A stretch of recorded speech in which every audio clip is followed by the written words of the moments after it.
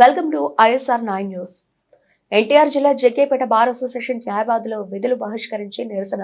భారత ప్రభుత్వం అమలు చేయదలిచిన అడ్వకేట్స్ యాక్ట్ 2025ను నిరసిస్తూ మరియు న్యాయవాదులు కోర్టు విధులను బహిష్కరించి నిరసన కార్యక్రమం చేపట్టారు.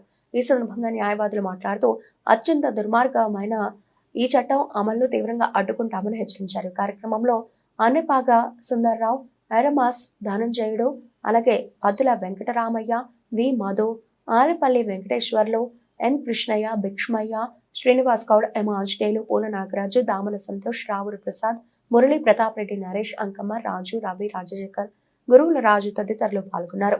ఇండియా అడ్వకేట్ కోఆర్డినేషన్ కమిటీ వారు ఇచ్చిన పిలుపు మేరకు ఈరోజు కూడా జగ్గయ్యపేట న్యాయస్థానంలో నిధులు బహిష్కరించి నిరసన తెలియజేయడం జరుగుతుంది. Central government advocate amendment act అనేది 2005లో తీసుకురావడం జరుగుతూ ఉంది. అది ఆల్ ఇండియా లెవెల్లో ఉన్న న్యాయవాదులందరికీ గొడ్డలు పెట్టి లాంటిది. అలాంటి దాన్ని వద్దని ప్రతిఘటించేటటువంటి కార్యక్రమంలో మేము ఈరోజు ఇక్కడ బాయ్కట్ చేస్తూ ఉన్నాం.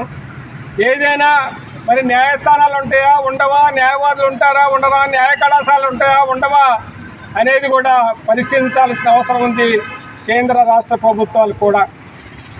అక్కడ ఇప్పటికే న్యాయస్థానాల్లో లోక్ అదాలత్లో న్యాయవాదులతో సంబంధం లేకుండా పోలీసుని పెట్టుకొని న్యాయస్థానాలు కేసులు రద్దు చేస్తూ ఉంటే మరి మా న్యాయవాదులకి లైవ్లీవుడ్ అనేది మా ప్రాక్టీసే.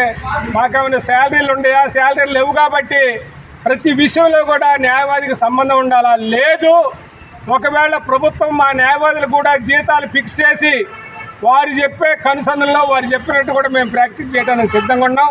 ఇది ప్రభుత్వం వెంటనే మరి స్పందించి దీని మీద సహేతుకమైన మంచి నిర్ణయం తీసుకొని మా న్యాయవాదుల యొక్క హక్కులను కాపాడాలని మేము ఏకగ్రీవంగా మా జగ్గయ్యపేట బారే కాదు, ఈ ఆంధ్ర రాష్ట్రం కాదు, తెలంగాణ యావత్ భారతదేశం మొత్తం ఈరోజు ఆందోళన చెందుతున్నారు న్యాయవాదులు. దాన్ని పరిగణలోకి తీసుకోవాలా, పార్లమెంట్ ముందుకు వచ్చిన బిల్లును కూడా వెనక్కి పంపించాలని డిమాండ్ చేస్తూ ఈ కార్యక్రమం ఢిల్లీ స్థాయిలో వారిచ్చే పిలుపు మేరకు మేము దీన్ని కంటిన్యూ చేయడానికి కూడా సిద్ధంగా ఉన్నామని తెలియజేస్తూ గవర్నమెంట్ వెంటనే స్పందించాలని కోరుకుంటూ ముగిస్తున్నాం.